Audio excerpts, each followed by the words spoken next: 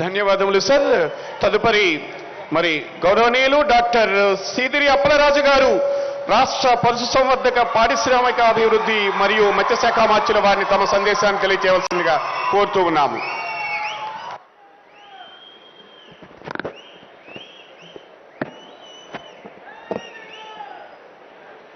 చాలా సంతోషం.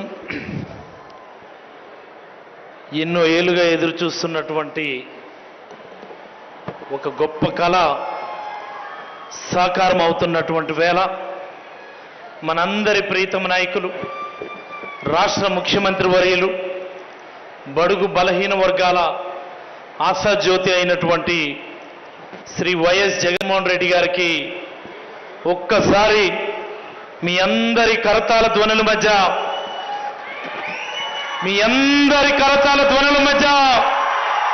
మీ అందరి ఆనందోత్సాహాల మధ్య పలాస నియోజకవర్గం తరపున ఆహ్వానం పలుకుతూ ఈ కార్యక్రమానికి విచ్చేసినటువంటి మంత్రివర్యులు, సహచర ఎమ్మెల్యేలు, ఎమ్మెల్సీలు, కార్పొరేషన్ చైర్మన్లు, వివిధ హోదాల్లో ఉన్నటువంటి నాయకులు, వివిధ హోదాల్లో ఉన్నటువంటి అధికారులు, మరి వేదిక ముందు మా అన్నను చూద్దామని, మన బాంధవ్యుడిని చూద్దామని, మన కుటుంబ సభ్యుడిని చూద్దామని వేలాదిగా తరలి వచ్చినటువంటి పలాస నియోజకవర్గ ప్రజలందరికీ కూడా పేరు పేరున శిరస్సు వంచి హృదయపూర్వకమైనటువంటి ధన్యవాదాలు తెలియజేస్తా ఉన్నాను. నేను ముందుగా మీ అందరికీ ఒక విషయం చెప్పాలా. ఏదైనా ఒక కష్టం వస్తే లేదా ఏదైనా ఒక గట్టి సంకల్పం తీసుకుంటే మనందరం దేవుని దగ్గరికి వెళ్ళి దేవునికి మొక్కి ఆ పనేదో మనం మొదలు పెట్టుకుంటాం. మరి అలాగనే మన పని సక్సెస్ఫుల్గా పూర్తయిన తర్వాత, మన సంకల్పం సక్సెస్ఫుల్గా విజయవంతంగా పూర్తయిన తర్వాత మళ్ళీ అదే దేవుడి దగ్గరికి వెళ్ళి మనం ఒక్క నమస్కారం పెట్టి కొబ్బరికాయ కొట్టి మనం కృతజ్ఞత చూపిస్తాం. మరి ఈరోజు కనిపించని దేవుడి కోసం మనం ఇంత చేస్తాం. మరి ఈరోజు ఈ ప్రాంత కష్టాలు చూసి ఈ ప్రాంతంలో ఉన్నటువంటి వేలాది మంది ఎందుకు చనిపోతున్నారో కూడా తెలియకుండా తండ్రి యొక్క కట్టెను మోసినటువంటి సందర్భం ఉంది. ఒక కుర్రవాడు తన తల్లి యొక్క శవాన్ని మోసినటువంటి సందర్భం ఉంది. మళ్ళీ అదే కుటుంబంలో కొడుకు కూతురు యొక్క శవాన్ని మోసినటువంటి సందర్భాలు అనేకం చూసాం. ఇక్కడ ఉన్నటువంటి వైద్యుడిగా నేను ఇలాంటి అనేకమైనటువంటి సంఘటనల్ని ప్రత్యక్షంగా చూడడం జరిగింది. జనరల్గా ఎప్పుడు అంటూ ఉంటారు, దేవుడు ఎప్పుడు కూడా నేరుగా రాడు, దేవుడు తన రూపాన్ని మనుషుల రూపంలో పంపిస్తాడు అని. నేనంటాను, ఈ పలాస ప్రాంత ప్రజలకి ఆ దేవుడు పంపించినటువంటి దేవుని స్వరూపమే శ్రీ వైఎస్ జగన్మోహన్ రెడ్డి గారని సందర్భంగా మీకు అందరికీ తెలియజేస్తా ఉన్నాను నేను. మరి ఆ దేవుడికి మనం ఒక్కసారి దేవుడు పంపించినటువంటి ఆ ప్రతిబింబాన్ని, ఆ స్వరూపానికి ఒకసారి మనం కృతజ్ఞత తెలియజేద్దామా?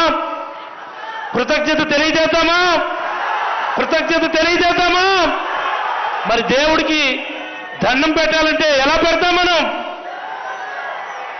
ఒక్కసారి ఈ వేదిక ముందు ఉన్నటువంటి మిమ్మల్ని అందరినీ కూడా కోరుతా ఉన్నా, మీరంతా కూడా ఒక్కసారి నిలబడి చేతులు పైకెత్తి మన దేవుడి స్వరూపానికి ఒక్కసారి మనం కృతజ్ఞతలు తెలియజేద్దాం.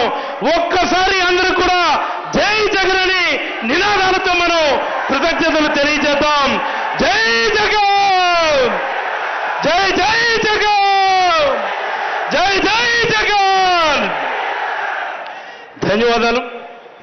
ధన్యవాదాలు సార్. ఈ క్షణం కోసం, ఈ అద్భుతమైనటువంటి ఆవిష్కరణ కోసం మా ప్రాంతం అనేక దశాబ్దాలు ఎదురు చూసింది. ఎన్ని దశాబ్దాలంటే ఈ దశాబ్దాల్లోనే కొన్ని వేల మంది ప్రాణాలు పోయాయి, కొన్ని వందల మంది ఉద్యమాలు బాటపట్టారు, కొన్ని వందల మంది ఉద్యమాల బాటలో సైతం అసువులు బాసినటువంటి ప్రాంతం ఇది. మరి ఈ ప్రాంతం అనేక మంది నాయకులు చూసింది, అనేకమైనటువంటి ప్రభుత్వాలు చూసింది. ఏదైనా ఒక నాయకుడు మా కష్టాల్ని తీర్చలేకపోతారా, ఏదైనా ఒక నాయకుడు మా కన్నీళ్లు తొలగకపోతారని 1000 కళ్ళతో 1,00,000 కళ్ళతో ఎదురు చూస్తున్నటువంటి ఈ ప్రాంతానికి ఈరోజు శ్రీ వైఎస్ జగన్మోహన్ రెడ్డి గారు అనేటటువంటి ఒక నామం సంజీవినిలా పనిచేస్తుందని మీకైతే ఈ సందర్భంగా తెలియజేస్తా ఉన్నాను సార్. ఈరోజు పలాస నియోజకవర్గం మరి అలాగే ఇచ్చాపురం నియోజకవర్గాల్లో ప్రారంభించుకుంటున్నటువంటి ఈ 200 పడకల సూపర్ స్పెషాలిటీ హాస్పిటల్ కావచ్చు, మరి అలాగనే 700 కోట్ల రూపాయలతో ప్రతి ఇంటికి కూడా ఇది ఒక నిజంగా చెప్పాలి అంటే అతిపెద్ద భగీరథ ప్రయత్నం సార్ ఇది. ఎక్కడుంది హిరమండలం, ఎక్కడుంది ఇచ్చాపురం? హిరమండలం నుంచి నదులు దాటి, అడవులు దాటి, రైల్వే లైన్లు దాటి, హైవేలు దాటి, ఫారెస్ట్ దాటి అనేకమైనటువంటి అడ్డంకులు దాటుకొని ఈ భగీరథ ప్రయత్నం ఈరోజు ఇచ్చాపురం చివరున్నటువంటి పురుషోత్తపురం సైతం వెళ్తా ఉందంటే నిజంగా ఇది మీ సంకల్పానికి నిదర్శనమని సందర్భంగా మీకైతే తెలియజేస్తా ఉన్నాం సార్. మరి అలాగనే ఇదే ఈరోజు మరొక గొప్ప కార్యక్రమానికి మీరు శ్రీకారం చుట్టారు సార్. పలాస అంటే ప్రపంచానికి తెలిసేది ఒకటి జీడిపప్పు, 2 కొబ్బరి పంట అయితే మరొకటి క్యాష్యూ ఎంటర్ప్రెన్యూర్షిప్ కూడా, జీడి పరిశ్రమ కూడా. మరి ఈరోజు అనేక దశాబ్దాలుగా ఎదురు చూస్తున్నటువంటి ఇక్కడ ప్రాంత ప్రజలకి ప్రధానమైనటువంటి ఉపాధి మార్గమైనటువంటి మరొక అదనపు ఇండస్ట్రియల్ ఎస్టేట్ సైతం ఈరోజు మీరు శంకుస్థాపన చేసినందుకు ఒకసారి పలాస నియోజకవర్గ ప్రజల తరపున మీకు హృదయపూర్వకమైనటువంటి కృతజ్ఞతలు తెలియజేస్తూ, మరి అలాగే నా మాటలు విరమించే ముందు ఒక్క మాట ప్రజలందరికీ కూడా తెలియజేయాలా. అదేంటంటే ఈరోజు మనం చూస్తా ఉన్నాం ప్రతిపక్షాలు మాట్లాడుతున్నటువంటి మాటలు, ప్రతిపక్షాలతో పాటు కొన్ని పత్రికలు చూపిస్తున్నటువంటి వక్ర భాష్యాలు. వాళ్ళు అనేక సందర్భాల్లో చెప్తా ఉంటారు ఎప్పుడు జగన్మోహన్ రెడ్డి గారు సంక్షేమం చూస్తున్నారు కానీ అభివృద్ధి చూడటం లేదని వాళ్ళు విమర్శిస్తూ ఉంటారు. వాళ్ళందరికీ నేను చెప్పేది ఒకటే, ఈ వేదిక ద్వారా నేను అడుగుతా ఉన్నా ప్రతిపక్ష నాయకులు కానీ ప్రతిపక్ష పత్రికలు కానీ, మీరు ఏ గ్రామం అన్నా తీసుకోండి, ఈ నియోజకవర్గమే కాదు ఈ రాష్ట్రంలో ఉన్నటువంటి ఏ గ్రామం అన్నా తీసుకోండి, ఆ గ్రామానికి వెళ్ళిన వెంటనే మనకి ఆహ్వానం పలుకుతా ఉన్నటువంటి సచివాలయాలు, రైతు భరోసా కేంద్రాలు, విలేజ్ హెల్త్ క్లినిక్ అభివృద్ధిలో భాగం కాదా అని నేను అడుగుతా ఉన్నాను. నేను ఈరోజు దశాబ్దాలుగా నిర్లక్ష్యానికి గురైనటువంటి విద్యా వ్యవస్థ, ఈరోజు జగన్మోహన్ రెడ్డి గారు అనేటటువంటి ఒక సంఘ సంస్కృత వల్ల, నాడు నేడు అన్నటువంటి ఒక గొప్ప పథకం వల్ల ఈరోజు మళ్ళీ పునరుజ్జీవనం గావించి ప్రతి గ్రామంలో కూడా బ్రహ్మాండంగా ఈరోజు ఆహ్వానం పలుకుతా ఉన్నటువంటి స్కూల్స్, ఇది అభివృద్ధిలో భాగం కాదా అని నేను అడుగుతా ఉన్నా. ఎప్పుడు చెప్తా ఉంటారు ఉత్తరాంధ్ర ప్రజలు వలసలు వెళ్ళిపోతా ఉన్నారు, ఇక్కడ ఉపాధి దొరకడం లేదు, ప్రభుత్వాలు దృష్టి పెట్టడం లేదని. నేను అడుగుతా ఉన్నా, ఈరోజు జగన్మోహన్ రెడ్డి గారి వల్ల మాత్రమే మూలపేట పోర్టు పనులు జరుగుతూ ఉన్నాయి. మూలపేట పోర్టు పనులు పూర్తయితే ఈసారి శ్రీకాకుళం జిల్లా నుంచి వలసలు వెళ్ళడం కాదు, శ్రీకాకుళం జిల్లాకే వలసలు మొదలవుతాయని చెప్పి కూడా ఈ సందర్భంగా మీకు అందరికీ తెలియజేస్తా ఉన్నా. Not only Mulapeta port, Bhogapuram airport కావచ్చు, మరి అలాగే అత్యంత ప్రధానమైనటువంటిది విశాఖపట్నం రాజధానిగా కావాలని, రాజధాని చేయాలని, ఈ ఉత్తరాంధ్ర ప్రాంతాన్ని సమున్నతంగా అభివృద్ధి చేయాలని మీరు చేస్తున్నటువంటి ఈ కృషి ఉత్తరాంధ్ర ప్రజల గుండెల్లో చిరస్మరణీయంగా ఉంటుందని ఈ సందర్భంగా మీకు అందరికీ తెలియజేస్తా ఉన్నా. చివరిగా గత 4 రోజులుగా కొన్ని పత్రికలు ఈ వైఎస్ఆర్ కాంగ్రెస్ పార్టీకి సంబంధించి, వైఎస్ఆర్ కాంగ్రెస్ పార్టీ అధ్యక్షులుగా మీరు కొన్ని నియోజకవర్గాలు ఇన్ఛార్జీలు మారిస్తే వాళ్ళు రకరకాల భాష్యాలు చూపిస్తూ వార్తలు రాస్తా ఉన్నారు.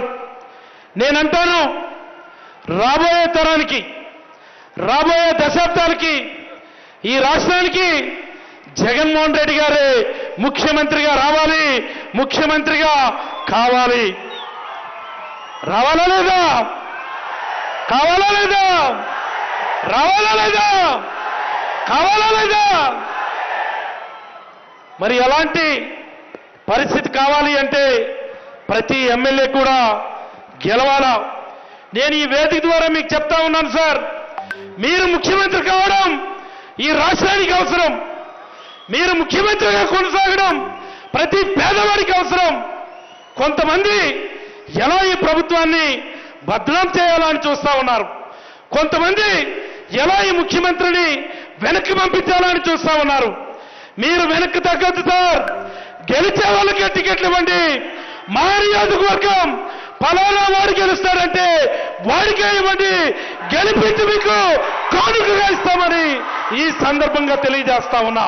మా నియోజకవర్గమే కాదు, ఈ రాష్ట్రంలో ఉన్నటువంటి 175 నియోజకవర్గాలు కూడా ప్రతి కార్యకర్త కూడా ఇదే ఆలోచించాలి.